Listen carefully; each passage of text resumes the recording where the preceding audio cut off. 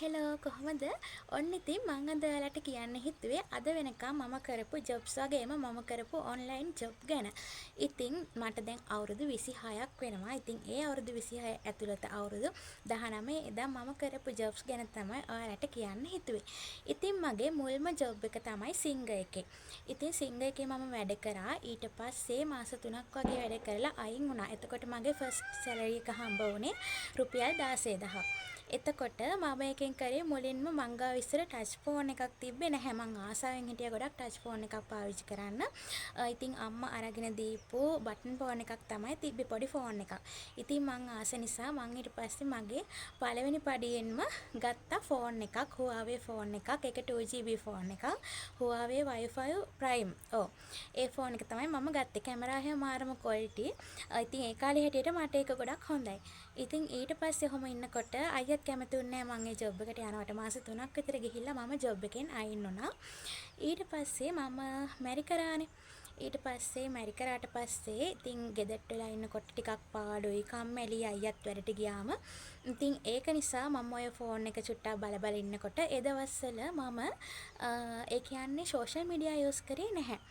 වැඩි social media use කරේ නැහැ. ඒ වුණාට අයියා පැකේජ් එහෙම දාලා දෙන නිසා මං ආයෙත් FB එකේ එහෙම චුට්ටක් ඒ කියන්නේ FB එකේ එක බලන්න පටන් ගත්තා.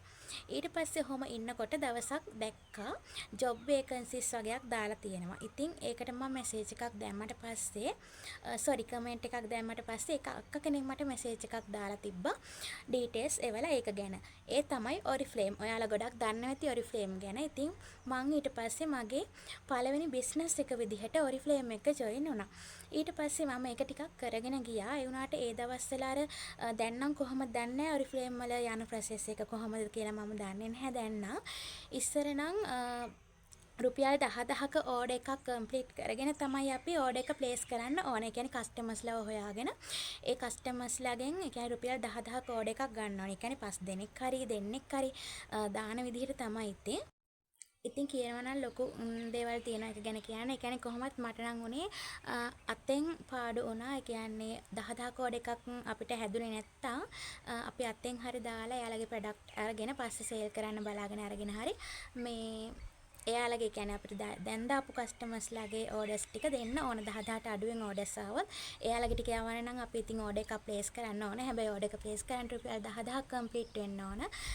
ඒ වගේ ප්‍රොසෙස් එකක් තමයි තිබේ. ඒක ගැන කියන්න ගියොත් හරි අමාරුයි විස්තර කරන්න. ඉතින් ඒක නිසා මම ඒකට කැමති වුණේ නැහැ. ඒ වගේම තමයි අපිට කුරියර් කරලා අපේ ගෙදරට නෙවන්නේ. අපි ඉන්න තැනට තමයි එවන්නේ ප්‍රොඩක්ට්. එතකොට අපි ආයෙත් ඊට පස්සේ අර කස්ටමර්ස්ලාට යවන්න ඕනේ කුරියර් කරලා. ඉතින් එතකොට අර ඒ නිසා අයියත් කැමති වුණේ නැහැ. ඒ නිසා මම ඒ බිස්නස් එකත් නැවැත්තුවා. ඒක මට සක්සස් වුණේ නැහැ. ඊට පස්සේ ඔහම ඉන්නකොට මට හිතුණා මම ඉගෙන ගත්ත දේවල් වලිනුත් ප්‍රයෝජනයක් ගන්න එපේ. ඒක නිසා මම හිතුවා activated charcoal peel off mask එක හදන්න ඕන කියලා. ඊට පස්සේ මම මගේ බිස්නස් එක විදිහට ඒක ස්ටාර්ට් කරා. ඉතින් ඒක මම කරගෙන යනකොට ගොඩක් ඕඩර්ස් ආවා. ගත්ත කස්ටමර්ස්ලාගෙන් හොඳ රිවිව්ස් ෆීඩ්බැක් ආවා. ඉතින් ඒත් එක්කම කොරෝනා ආවනේ. ඉතින් කොරෝනාත් එක්ක අර දාන පාර්සල්ස් එහෙම මේ ඩෙලිවරි වෙන්නේ පරක්කු වෙලා සමහර ඒවා නැති වෙලා තිබ්බා. ඒ ප්‍රශ්නත් එක්ක මට චුට්ටක් ඒ බිස්නස් එක නවත්වන්න වුණා. අකමැත්තෙන් හරි. ඉතින් ඊට පස්සෙත් කස්ටමර්ස්ලා මට මැසේජ් කරා, කෝල් කරා, ඕඩර්ස් දාගන්න බැලුවා. එයාලටවත් යවා ගන්න උනේ නැහැ අර ප්‍රශ්න නිසා. මොකද ඩෙලිවරි කරන්න හැම මේ හරි අමාරුයි දවස්වල. ඉතින් ඒක නිසා මම ඒකත් නැවැත්තුවා ඒ බිස්නස් එකත්. ඊට පස්සේ මම ඔහොම ඉන්නකොට මට අයිඩියා එකක් ආවා මම ග්‍රැෆික් ඩිසයින් පටන් ගන්න ඕන කියලා. ඊට පස්සේ මට ඒකට අවශ්‍ය කරන මූලික කිසිම දෙයක් තිබ්බේ නැහැ මම ගාව ෆෝන් එක ඇරෙන්න. මොකද මට ලැප්ටොප් එකක්වත් කම්පියුටර් එකක්වත් තිබ්බේ නැහැ. ඒ වුණාට මම හිතුවා මට මේක කරන්න ඕන අනිවාර්යයෙන්ම. හැබැයි මම ෆෝන් එක විතරයි මං ගාව තියෙන්නේ. මං ඒකෙන් පටන් ගන්නවා කියලා හිතලා ග්‍රැෆික් ඩිසයින් කරන්න අවශ්‍ය කරන ඇප්ස් දෙකක් තුනක් අරගෙන මං චූටියට පටන් ගත්තා. ඊට පස්සේ කස්ටමර් කෙනෙක් මට chat කරා. ඊට පස්සේ මුලින්ම සාර්ථක වුණේ නැහැ. මොකද ඒ කියන්නේ කට්ටිය මට ඩිසයින් හදාගෙන කියන්නේ මට මැසේජ් කරලා කෝල් කරලා ඩිසයින්ස් හදාගෙන ආයෙත් එපා කියන අවස්ථා තිබ්බා.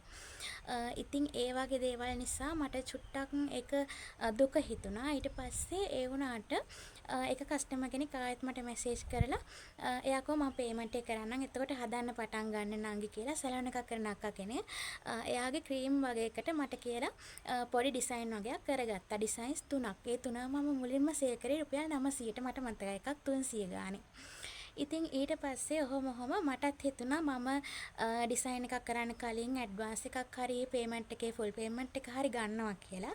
ඉතින් ඒක මම කස්ටමර්ස්ලාට කිව්වා මුලින්ම මැසේජ් එකක් දානකොට අපි ඩිසයින් එකක් කරන්නේ ඇඩ්වාන්ස් එකක් කරොත් හරි එහෙම නැත්නම් ෆුල් පේමන්ට් එකම කරලා ඕඩර් එක ප්ලේස් කරොත් හරි කියලා විස්තර ටික කිව්වට පස්සේ ඉතින් කැමති වෙනනේ කස්ටමර්ස්ලා. ඒ වගේම තමයි අර කලින් මට ඕඩර් එක දුන්න අක්කිගෙත් හොඳ රිවිව් එකක් මට හම්බ වුණා එයාගෙන. ඉතින් ඒකත් මම පේජ් එකක් හදලා දැම්මා. ඉතින් ඒක දකිනකොටත් තව කස්ටමර්ස්ලා මට එකතු වුණා.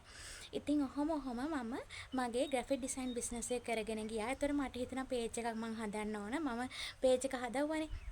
පේජ් එක හදාන නමක් හිතන්න ඕන කියලා මම හිතනකොට මට හිතුණා මොකද මගේ නමින් මේක ස්ටාර්ට් කරොත් එහෙම දැන් අපි ස්මෝල් බිස්නස් එකක් කරනවා නම් ඕනම බිස්නස් එකක් කරනකොට අපිට කෙල්ලෙක් කියන්නේ ගර්ල් කෙනෙක් කරනවා කියලා මොකක් හරි පේජ් එකක් හරි FB account එකක් හරි කට්ටිය දැක්කම සමහර අය ඉන්නවනේ මේ අනවශ්‍ය කෝල් ගන්නවා මැසේජ් කරනවා.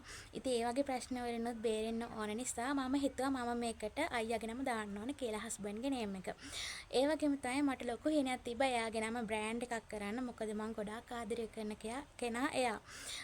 ඉතින් ඒක නිසා මට ඕන වුණා එයාගේ නම බ්‍රෑන්ඩ් එකක් කරන්න. ඒ කියන්නේ අම්මගෙනුයි තාත්තගෙනුයි මල්ලිගෙනුයි පස්සේ මම ගොඩාක්ම ආදරය කරන්නේ මගේ හස්බන්ඩ්ට.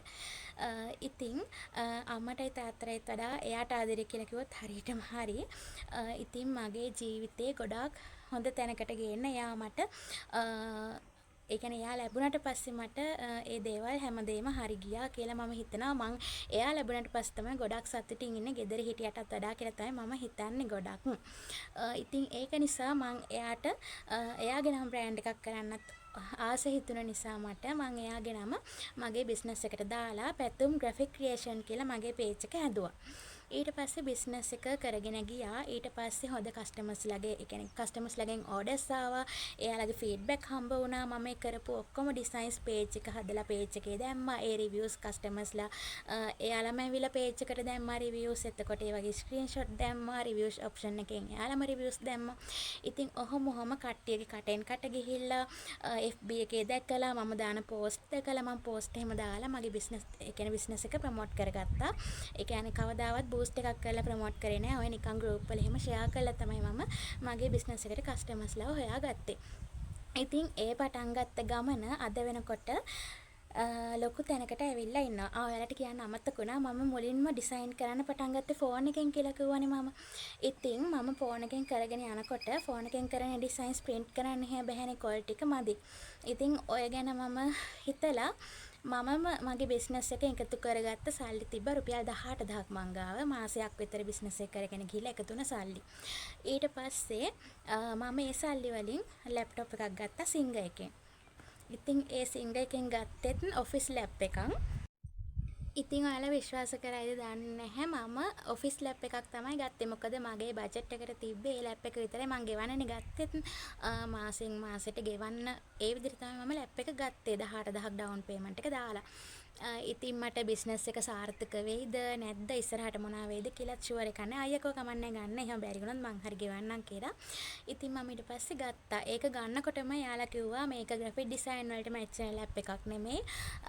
මේක ඔෆිස් වර්ක් කරන්න හදපු ලැප්ටොප් එකක් කියලා. ඒ කියන්නේ MS ඒ කියන්නේ ඔෆිස් පැකේජ් එක රන් කරන්න පුළුවන් සයිස් ඒ කියන්නේ RAM එක එහෙම තියෙන ලැප් එකක් තමයි මම ගත්තේ. Asus ලැප් එක. මට මොඩල් නම්බර් එක නම් හරියටම මතක නැහැ. ඉතින් ඊට පස්සේ මම ඒකට Photoshop version ඒ කියන්නේ Photoshop 2015 version එක දාගත්තා. 2015 තමයි උපරිම දාන්න පුළුවන් කිව්වේ. ඊට වඩා ලොකු version දාන්න බැහැ කියලා කිව්වා RAM එකත් එක්ක. ඒක නිසා. ඊට පස්සේ Photoshop දාගෙන මම අවුරුද්දක් විතර වැඩ කරේ Photoshop වලින්. ඊට පස්සේ මම Corel Draw ඉගෙන ගන්න පටන් ගත්තා YouTube එකකින් එහෙම බලලා. Corel Draw 2021 version එක මම දාගත්තා. ඉතින් ඊට පස්සේ දැන් අවුරුදු 5ක් වෙනවා අදට. ඉතින් මේ software දෙකම use කරලා මම ලස්සනට designs high quality විදිහට කරලා customers ලට දෙනවා. තාම තියෙන්නේ ඒ lab එක දෙතුන් පාරක් services ආවා. හැබැයි මම මගේ ගේම ගහගෙන යනවා දැන් පුළුවන් විදිහට.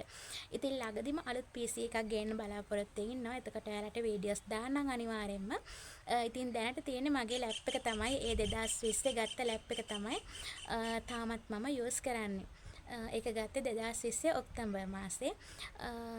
ඉතින් ඒ විදිහට තමයි මගේ බිස්නස් ඒ කියන්නේ මම කරපු ජොබ්ස් බිස්නස් මම කරගෙන ගියේ. ඉතින් දැනට මම ජොබ් එකක් කරන්නේ නැහැ. මම ඔන්ලයින් වර්ක් කරනවා.